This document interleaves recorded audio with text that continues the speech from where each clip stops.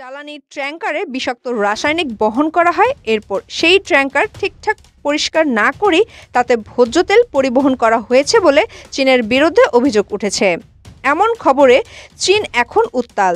দেশটির সরকার বলেছে তারা এই অভিযোগের বিষয়ে তদন্ত শুরু করবে। এদিকে সামাজিক যোগাযোগ মাধ্যমে ভোজ্য তেলের বিষয়টি বেশ ভাইরাল হয়েছে, উঠেছে আলোচনা সমালোচনার ঝড়। অনেক ব্যবহারকারী সম্ভাব্য খাদ্য দূষণ নিয়ে বেশ উদ্বেগ প্রকাশ করেছেন।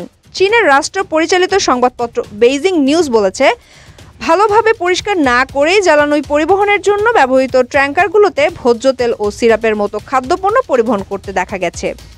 একজন ট্যাঙ্কার চালকের বরাত দিয়ে সংবাদপত্রটি আরও বলেছেন, দূষিত জ্বালানি বহনকারী ট্যাঙ্কারগুলোতে ভোজ্য তেল পরিবহন খুবই সাধারণ বিষয় হয়ে পড়েছিল, তাই একে ওপেন সিক্রেট হিসেবে বিবেচনা করা হতো। কিন্তু সাম্প্রতিক সময়ে তেল নিয়ে এই বিতর্ক চীনা সোশ্যাল মিডিয়ার শীর্ষ ট্রেন্ডিংয়ে উঠে এসেছে।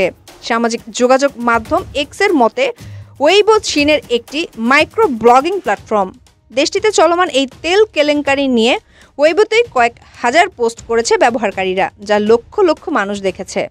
খাদ্য নিরাপত্তা সবচেয়ে গুরুত্বপূর্ণ বিষয়, এই মন্তব্যে ৮,০০০-এর বেশি লাইক পড়েছে। একজন ব্যবহারকারী বলেছেন, একজন সাধারণ মানুষ হিসেবে এই পৃথিবীতে বেঁচে থাকাটাই এক বিস্ময়কর বিষয়।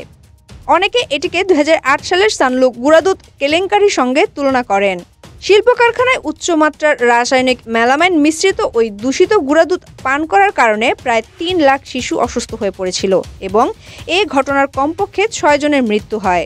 একজন ওয়েইবো ব্যবহারকারী মন্তব্য করেন, এই ঘটনা সানলু কেলেঙ্কারির চেয়েও ভয়াবহ। কেবলমাত্র বিবৃতি দিয়ে এর নিষ্পত্তি করা যাবে না।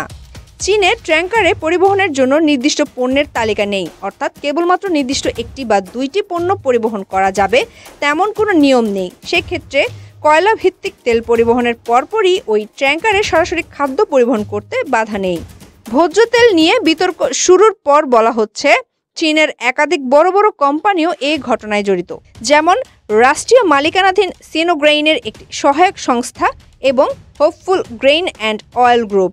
সিনোগ্রেইন জানিয়েছে, খাদ্য নিরাপত্তা বিধি সঠিকভাবে মানা হচ্ছে কিনা সেটা তারা তদন্ত করে দেখছে। সংস্থাটি আরও বলেছে, যেসব ট্রাক নিয়ম ভঙ্গ করেছে তাদের অবিলম্বে অব্যাহতি দেওয়া হয়েছে। তবে চীনা সরকার বলেছে, দেশটির খাদ্য নিরাপত্তা কর্মকর্তারা এই অভিযোগের তদন্ত করবেন। এই ঘটনার সঙ্গে জড়িত অবৈধ ব্যক্তিদের আইন অনুযায়ী কঠোর শাস্তি দেওয়া হবে এবং এই ধরনের ঘটনা সহ্য করা হবে না।